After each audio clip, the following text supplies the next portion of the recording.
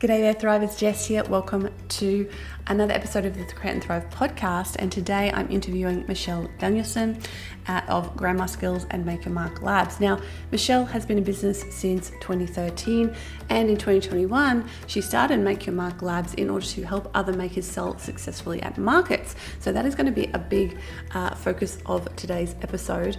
And she's also going to talk about how she runs her business alongside a part-time job in the health field, and also talking about some health challenges she's had, which made her reassess how she ran her business and led to her learning how to delegate better. She also, like many of you, has a child, and that affects things as well. So we'll talk a little bit about that in the episode. Now, regarding markets, we're going to cover some hacks, some clever hacks, and also some pitfalls to avoid when it comes to selling at markets. Now, if you are thinking about selling at markets, a newbie to selling at markets, and you do want some help with this, just a basic getting started guide, I am about to run Markets 101, a workshop inside my membership community, the Thrivers Circle. This is a live interactive workshop, so I present the workshop and you can ask questions throughout the workshop and at the end of the workshop.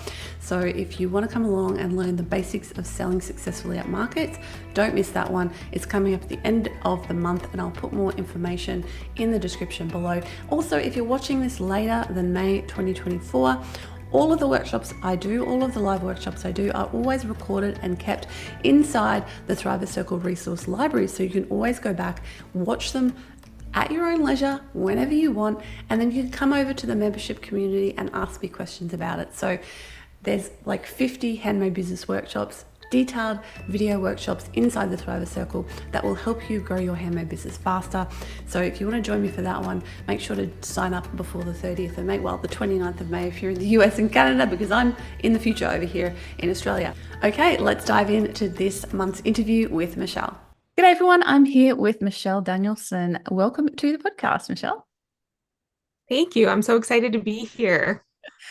Now, this is, I'm excited to talk to you because you have a long history of being in the handmade sphere, running a handmade business, helping other makers, et cetera, et cetera.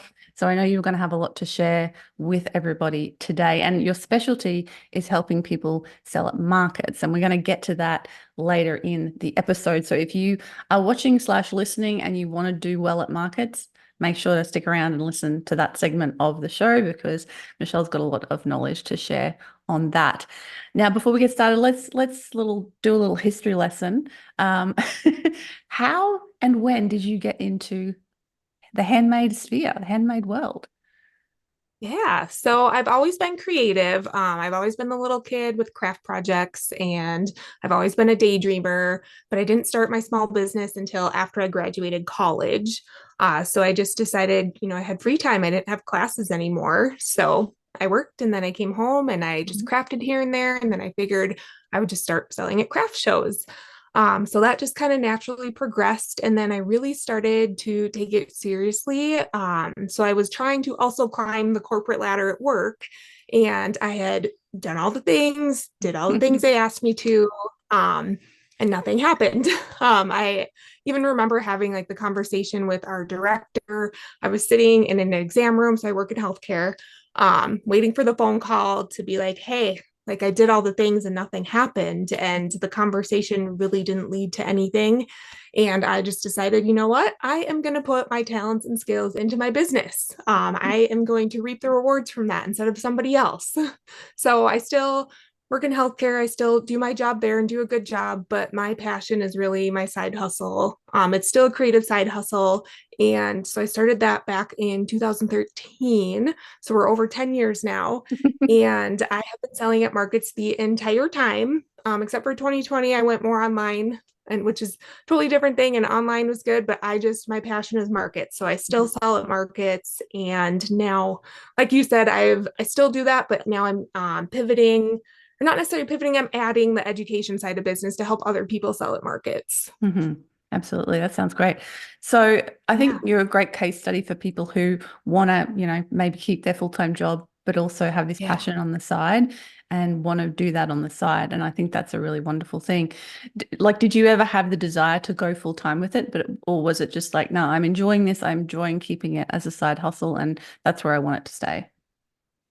Yeah, I think for me, it's good as a side hustle. I like doing both. So we have a toddler. So I work part-time now, just enough Hmm. for benefits. So that is a big Mm, thing for us, yeah. which is why I probably always will work for health insurance and benefits. You're in the US, right? So then yep, in the Yeah. US. Yep. Yeah. That's different. Yeah. Yeah. For us, I would like to keep that. My Mm, husband works for a small business, so their benefits aren't as great. right. And then I'm a part-time stay-at-home mom with our son on my days off, and I just run my side hustle in the in-betweens now. Mhm. So yeah, it's always been a creative side hustle for me, and I plan to keep it that way. Yeah, I think that's a really good point. For people who are in the US, you guys do have that system where, your health insurance is tied to your job, and if you don't have a job, you have to pay for it yourself, and I imagine it's pretty Yep. expensive. So Yeah. it's definitely a benefit of keeping some sort of employment, uh, so that you have that safety net, I guess. Obviously, here we're lucky enough to have social medicine, so we don't have to worry about that so much. But yeah, that is always something that comes up when talking with American people about this sort of thing. And now, of course, you have you have kids. You've got all the things going on. So you must be a very busy lady. I am busy, but I actually, ever since I've had our son, so I now hire out piecework in my business, Mhm. which I do share like in my business. I'm like, hey, I don't do it all. I don't want anybody to think that I do, because I think that paints an unrealistic picture for Mm, people. So I yeah. still do a lot in my business, but I don't do it all.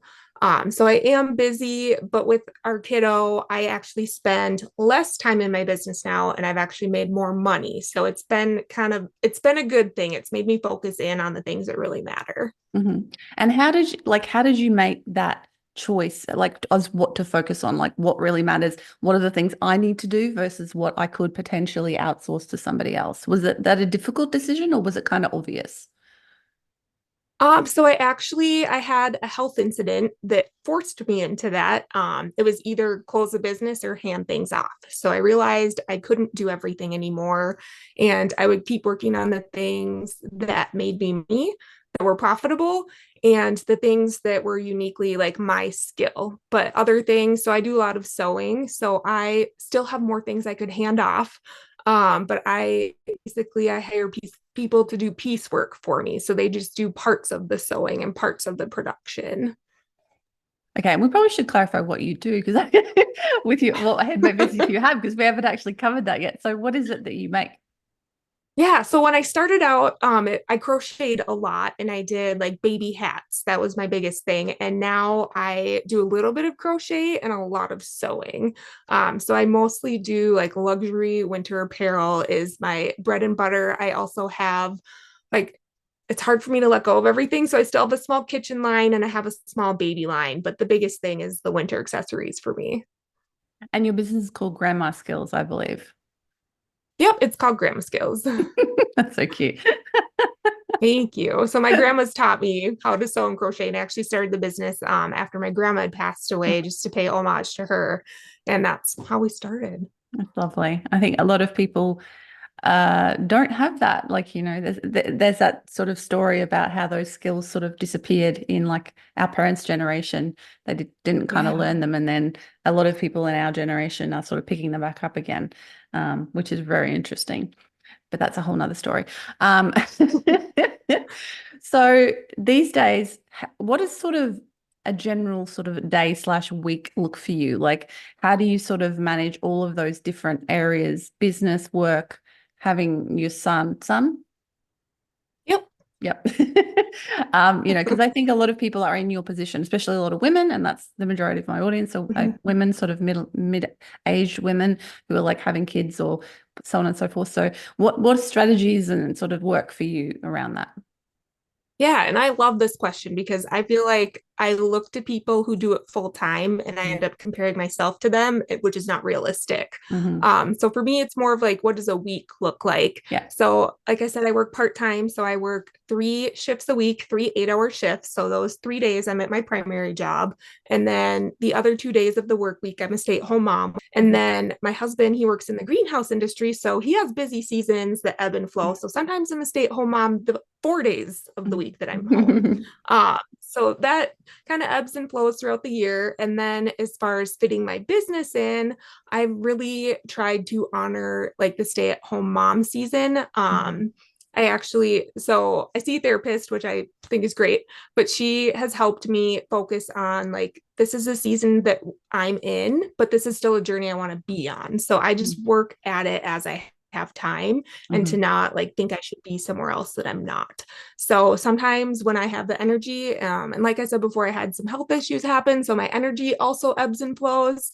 So I will work sometimes in the morning. I'll get up early before everybody else is up. I love that quiet time. Or I will work just like 1 hour during nap time. Mm-hmm. Or sometimes I'll do like an hour after bedtime. So it's not a lot right now. It's just a few hours here and there. Mm-hmm. And do you find that you feel kind of a constant tension as to, do you feel pulled like by the different aspects of your life and feel like, oh, I'm not doing this one well enough, or I'm not doing that one well enough? I'm like, I feel like I should be somewhere that I'm not, and I'm working on like getting rid of that feeling. But I think it's helped me to stay really clear with like my vision and my product line.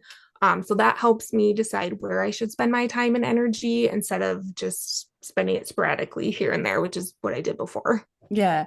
So I feel like sometimes constraints can be actually a good thing because it sort of forces you to prioritize and focus. Whereas, like myself, I'm fully self-employed. I have no external constraints whatsoever. And in the beginning, I struggled with that a lot because I was like, faffing around, getting distracted constantly. That's still a challenge, I won't lie. But it wasn't until I sort of put systems and routines and habits into place that I got really kind of more effective with my work. Whereas when you have limited time, you really can't muck about too much. You have to go, okay, well, what are the things that I need to prioritize and how can I fit them in? Especially, with you have two other priorities, your job and your son, like fitting the business work in around those things because they're sort of immovable objects, you might say. Whereas the business is a bit more flexible and can sort of fit in around that. And I guess that's one of the nice things about having a side hustle like we do, is that that is something that you can actually achieve. Yeah, I agree. I think it's nice to have that flexibility. And I think it's important too for wherever you're at in the season of life to honor that season Mm. and just be realistic with the time that you have and the goals that you have. Yeah, I think that's a really, really important point because I feel like the tension I see like from a lot of my students is that tension between I really want to be doing this, but I have to be doing this and sort of fighting against it rather than just accepting it. Like you said, the season that you're in, the position Mhm. you're in, the situation you're in, and just working with that and doing what you can with what you have now. It's not going to always look like that necessarily, my husband has chronic migraines. There's days where he can't do much. So being Mhm. self-employed works really well for us because he can work more on days where he feels better and not so much on days where he doesn't.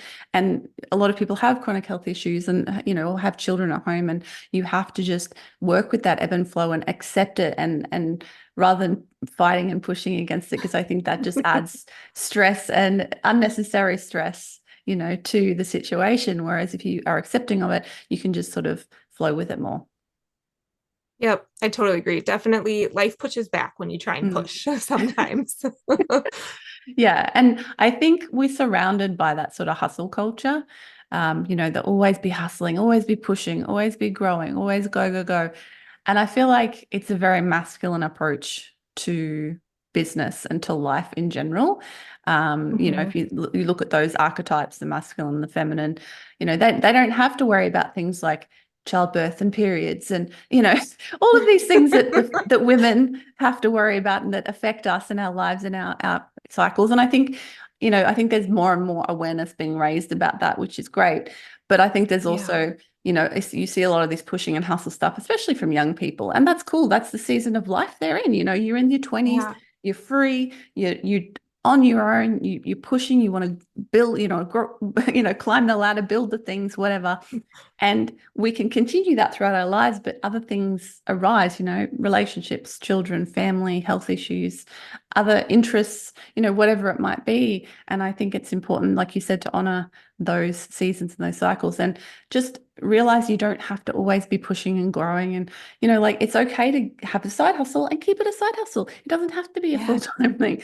It's okay for it to just be something you do and you enjoy, and just leave it at that. And if you want it to be full-time, great. But that idea that you always have to be making it bigger and better is not necessary. Just get it to the point where it fulfills you and it makes you happy, and that's what matters. Yeah, there's definitely something to be said for being content, which is Hmm. like the season that I feel like I'm getting into is just being content. Like more does not always mean better. And you talking about cycles, I actually read the book. It's called In the Flow. I think it's Hmm. by Alyssa Beebe. That was life changing for me as a woman with a cycle. And it just helped. I actually kind of followed that throughout the month Hmm. and like, okay, what phase am I in? And like, what do I have energy for right now? So I think that if you're a creative entrepreneur is a very beneficial read. Yeah, I agree. And I think tapping, I'm actually, no, I'm in my like early midish 40s now and sort of heading into sort of perimenopausal times. And I really wish I'd learned about it and sort of connected with this Yeah. stuff as a much younger woman, because it took me to like my mid 30s I guess it's a cultural thing as well. It wasn't really in the cultural consciousness, Yeah. wasn't really talked about as much. And now it's being talked about more, and like just understanding the biology and understanding what happens in your body.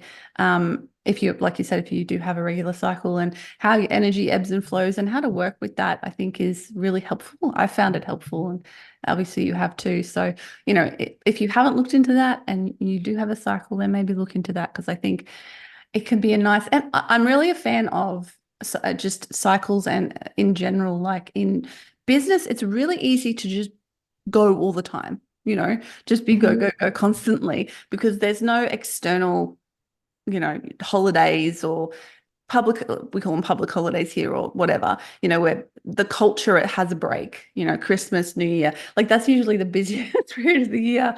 For handmade business owners, when everyone else is like going off on holiday and we're like just trying to survive the come down after all the craziness of Christmas, especially people who do markets and things like that, because you're right up to the edge with that. And Yep. for me, instituting like monthly and yearly cycles in my business has been really, really helpful. Like I have a planning day every month where I go somewhere else and I do my planning, and I have a planning retreat every year where I take myself away and, plan for my business. And I have periods where I like take a lull, like the middle of winter. I take time off. I still kind of work, but I take time off doing like extra content and things like that, just to have a bit more of a break. And I think once you get into business and you've been in business for a while, it's important to institute those sorts of things and those sorts of cycles and ebbs and flows, so that you don't burn out, because, I did that, and a lot of people do that, and you make that mistake of just pushing until you can't push anymore, and like your body forces you to have a break. Literally. Yes. Yeah, I agree. I definitely have a yearly cycle with my business.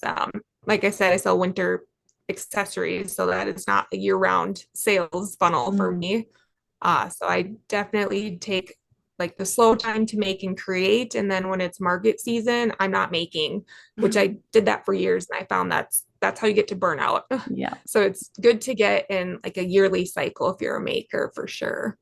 Especially like if like you make seasonal items, because that, like, it's kind of a no-brainer that you would have some sort of seasonal ebb and flow there. And you sounds like you've worked out a good system for you, where you do Yeah. that. You've got that creation making season, and then the selling promotion season, and those two things, you don't have to do everything all the time. Hmm. Yeah, it's nice. And I put rest in there too. So I try to take the summers off to Mhm. not, if I have time, I'll use it, but that's not my let's go season. Yeah, yeah, absolutely. And it's interesting you say that, because I think, for a lot of cultures and a lot of countries, taking the summer off is definitely, part, especially if you've got kids in school and stuff like that, and they're home and whatnot. For me, I take the winter, because winter here is like the nicest season. Because Yes. it It's doesn't the get my cold. It's just really sunny and lovely, and I like to go swimming and hiking and doing all those things. So, yeah.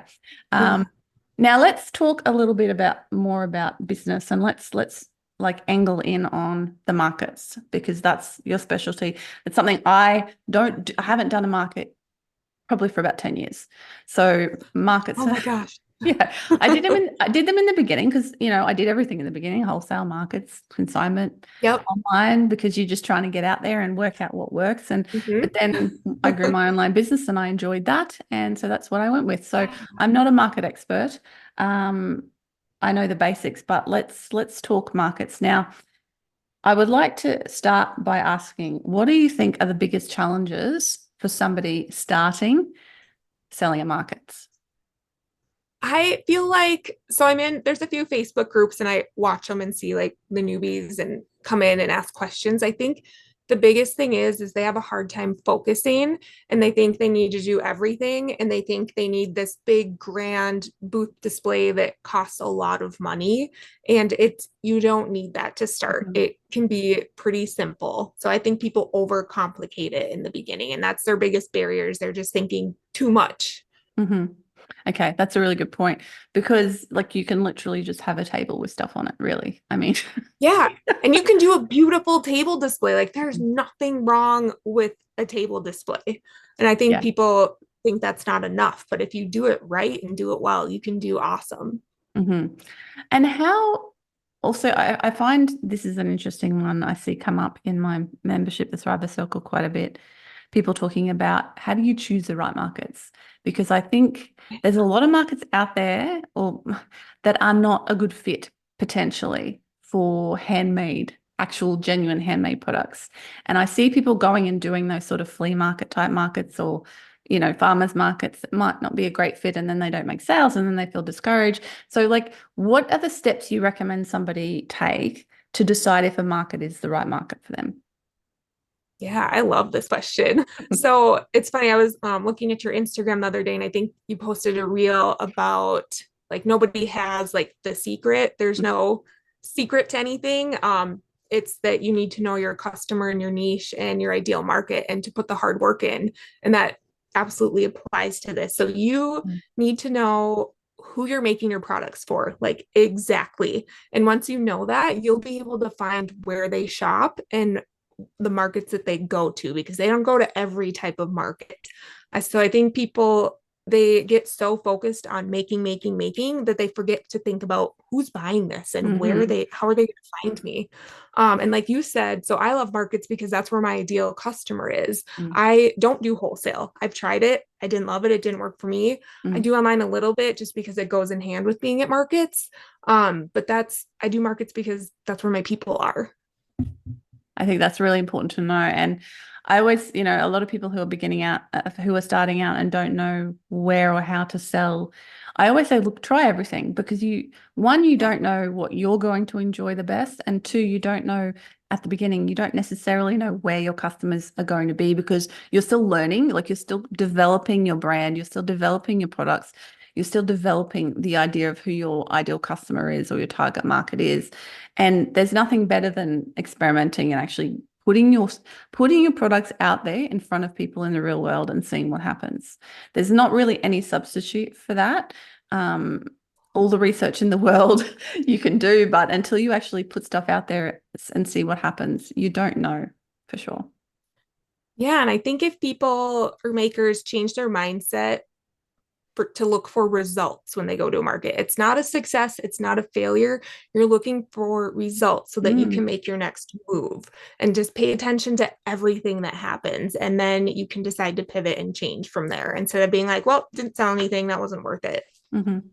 That is really quite profound. I'm just going to hone in on that because I want people to pay attention. Because I see that all the time. I see people go, oh, this market was a failure. It was a flop. I didn't sell anything. It was a waste of time. And I'm like, hang on a second. Michelle's saying, look for the results or the lessons that you can take away from that market because there's always something. So is Mm-hmm. it that, okay, I've learnt now that this is not my target market or this is not the right place for me? What was it about that market that was not right? Was it the time of year? Was it the location? Was it the marketing of like the people who run the markets? Was it their marketing? Who did they market to bring into the market? All those sorts of things. Was it my pricing? Was it my product? Like you have to look at your own self as well and look at your stuff. And again, a lot of people who are starting out underpriced for starters, but also but also, again, making for their own enjoyment rather than necessarily making to sell. And sometimes you'll find that there's simply not a market or not the market you are looking for what it is you're making, and you may need to pivot that a little bit. Yeah, and for the pricing, I guess I have two comments on that and the pricing. So you can, I want people to price high, but you can't just put a high price tag on it. You need to portray the value that your customer is Mm, getting from it, and you need to have a quality item. So if you're not portraying that, they're not going to buy it at that high price point. mhm. Yeah, that's a really good point. And that comes down to a lot of that comes down to branding and, how you are showing your business to the world. Um, it's funny, I always use the example of, like, I don't know, you can go to Target and buy a handbag for $10, or you can go to Gucci and buy a handbag for like $100,000. They're both a handbag. Like, Yeah. there's not really much different about, maybe one's leather, maybe one's not, whatever, like that's a $50 difference in materials. It comes down to branding, and it comes down to desirability. It comes down to people wanting the thing and why they want the thing. So it's difficult but not impossible for a small business, a small handmade business, to position themselves as something desirable that people are willing to pay for. But it takes effort and it takes time to develop a brand and a following. And I find that um, part of that can also be where you sell. So, if you're selling at, like, we in my little village here, they have a market 4 times a year, and it's very sweet, but there's no way in hell I would ever sell there because nobody would buy my stuff at that market. It's Yep. full of hobby crafters and hobby artists who are just, they're making stuff because they enjoy it. And then they go to the market, and if they sell it for a couple of bucks, they're happy with that, and that's fine. But that is not, I'm a business owner. I can't be pricing my stuff to compete in that market. It's just not going to work. So, and also the perception of my brand, I want my brand to have a bit of a higher perception, a higher, value in people's minds. So if I'm going to be doing a market, I want to focus on the higher end markets, the places where people are going looking for quality handmade and are willing to pay for it because they're in the mindset of going and buying something that's going to be something that, lasts them a lifetime and that makes a difference in their lives in some way. Yeah, and I have a similar experience with that. But I feel like there's two, at least for me, there's some in between shows between like the high end and the crafters where you kind of get a mix of both. But if you're like the best booth and the best vendor there, like I've actually done really well at those shows too. So not to like completely like cut out that middle section. Mm-hmm. And why do you think that is? What do you think it is that would draw people to you and choose to buy from you rather than, Sally down the road who's got stuff half the price of yours? Yeah, so this has happened. um I won't dive deep into it, but I have my original design. Mm-hmm. Um and it's my quality, it's my branding, it's how I present myself, it's how I present my brand. Like they came to a market because they want to spend money. Mm-hmm. They just, you need to grab their attention and be like, spend it here, but without being like a car salesman. Mm-hmm. So I think it's just putting the effort. So you, like I said before, you put so much effort into making, but you also need to put that effort into your branding and into your booth and into your market experience for your customers. What are some tips for people when it comes to actually being at the market? Because I see people make a lot of mistakes behind the booth. Well, what are some of the things that people shouldn't do and perhaps should do when it comes to actually being at the market? Yeah, I think so. I think a lot of creators, especially myself, I'm an introvert, so I have to put my game face on when I go. And the way I do that is I know what fills up my cup and what empties it. So before market happens, I'm doing all the things that will fill my cup up because being at a market drains me. Mm-hmm. So when I go, I put on my game face. You have to interact with customers. You have to make small talk. You have to do it. I think a lot of things I see people just like sit behind their checkout counter, sit in their chair, they're not engaging, and they look like they don't want to be there. And that's not somebody you want to spend your hard-earned money on.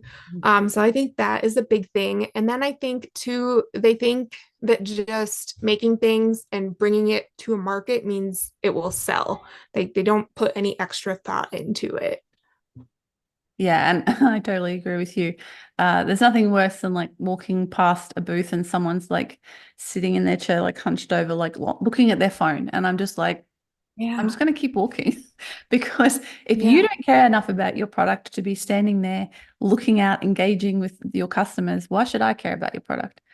I mean, it sounds harsh, but Mhm. you just get that keep away vibe, and that is not the vibe that you want to be portraying. No, and if I you don't have a like it. hard time, like if you need something in your hands, I suggest like hold on to your water, hold your coffee, even if the cup is empty. Like if that gives you the confidence to talk to somebody, just keep something in your hand that's not your phone. Yeah. And I think a lot of us are introverts who are makers and crafters. I think that's pretty common. I suggest people have a script as well. Yes. So put together a script of opening lines, like 10 of them that you can use when people walk by. And another good one is complimenting people. Like pick out something about Yes. them to compliment. Yep, it's the easiest way. They'll say, "Oh, thank you."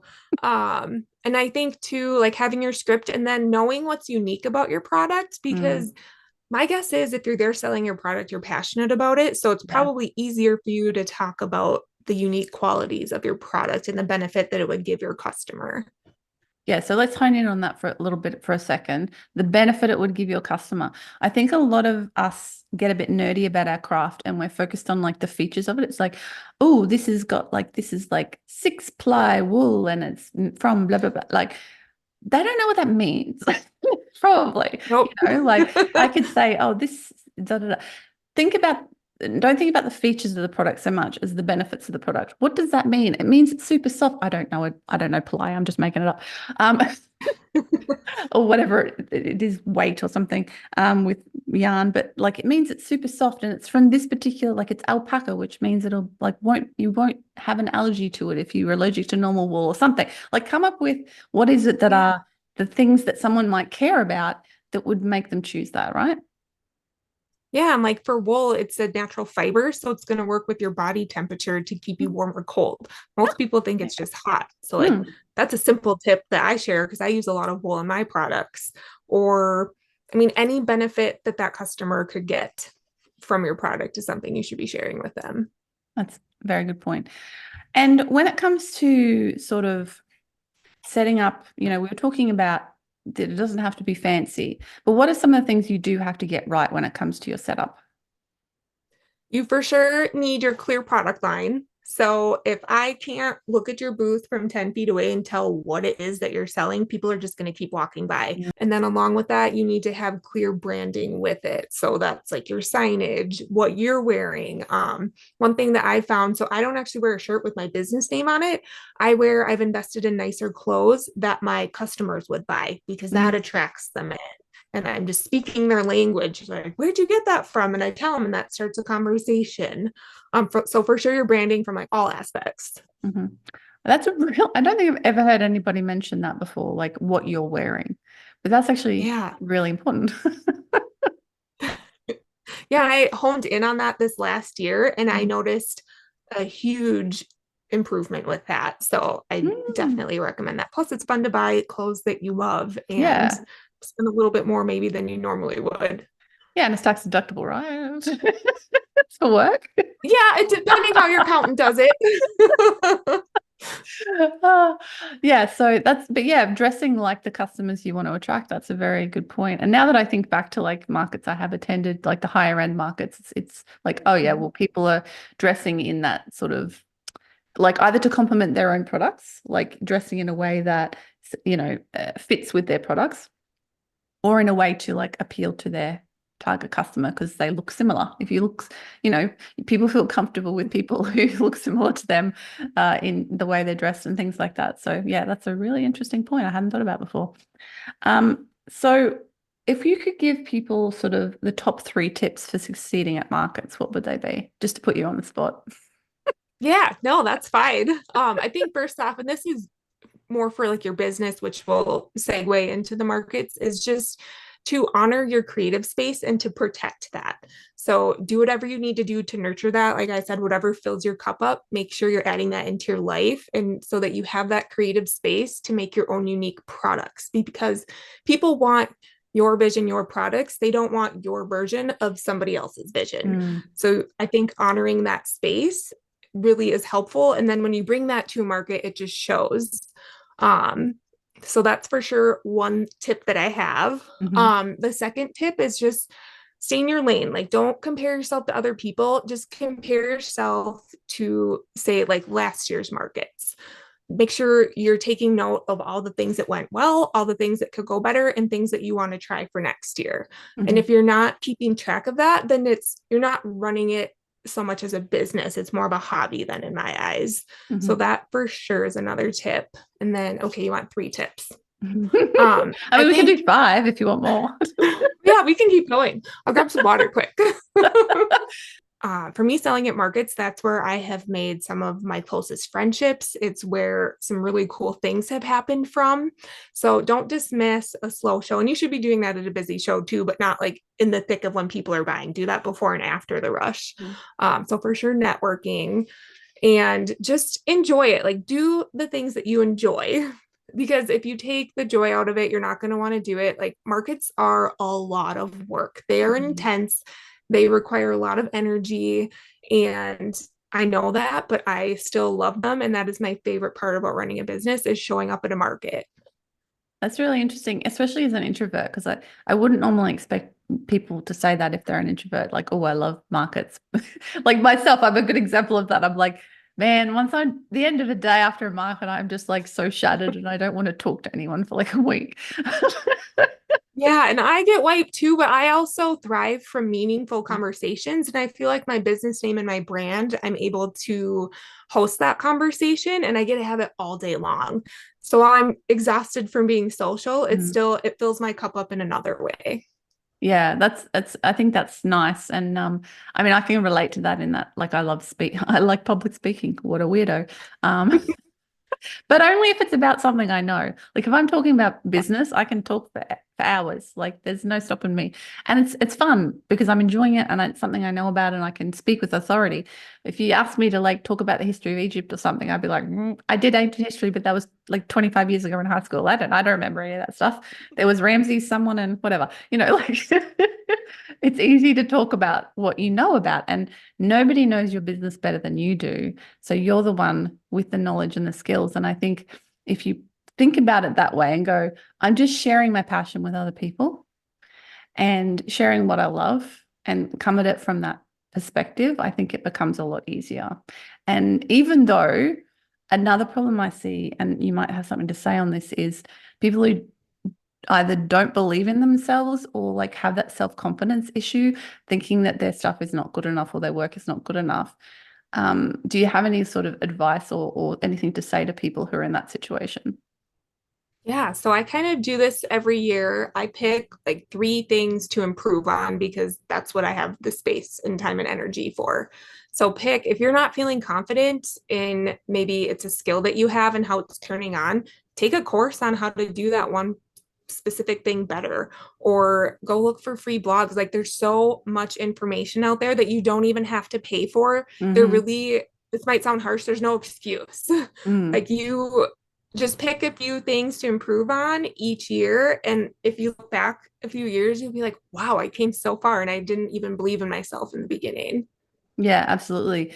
And another thing I say is that, don't focus too much on negatives, like all the negative feedback, because our brains are problem solving machines. So when somebody comes to you with a piece of negative feedback, you get stuck on it. Even though 99 other people have come to you with a piece of positive feedback, your brain focuses in on that negative thing and thinks like, oh no, I'm a failure, I'm a disaster, I'm no good, and you just have to try to not fall into that trap, because it is a trap.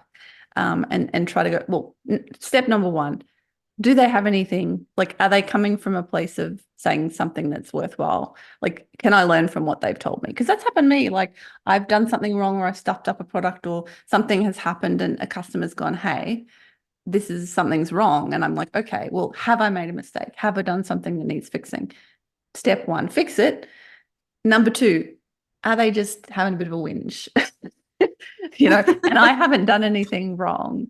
Well, try to make happy with them, but realize that it's a them problem, not a you problem, and try not to take that on board because you can't fix the world. So, learn from it, but then also let it go. Even if you've made a mistake, fix the mistake, put some sort of system in place so that you don't make the mistake again, and then let it go and move on because you've solved the problem. So try not to dwell on those things as hard as it can be to do that, perhaps. Yeah. And we're humans, we're going to make mistakes. And I think just be humble about it. Be like, oh my gosh, I had no idea, like if something was broken on your product or whatever it is, like let me make it right. And then two, focusing on what is going well and just keep doing more of that. Awesome. Now, do you have a quote by any chance that you brought along today that you would like to share with us? I do. So I wrote it down and it's a Bible verse that I have. And it's my favorite one. And I wrote it down so that I didn't mess it up. So it's Romans 12:12. And this became my favorite one after, as I'd mentioned, I had a lot of health things happen in the last few years. And now being on the other side of that, this is it. So it's be joyful in hope, patient in trials, and faithful in prayer. So I feel like it can really apply to a lot of seasons of life. And, whether you have faith or not, you can take it how you want and break it down. But I feel like it's really a useful one. Yeah, definitely.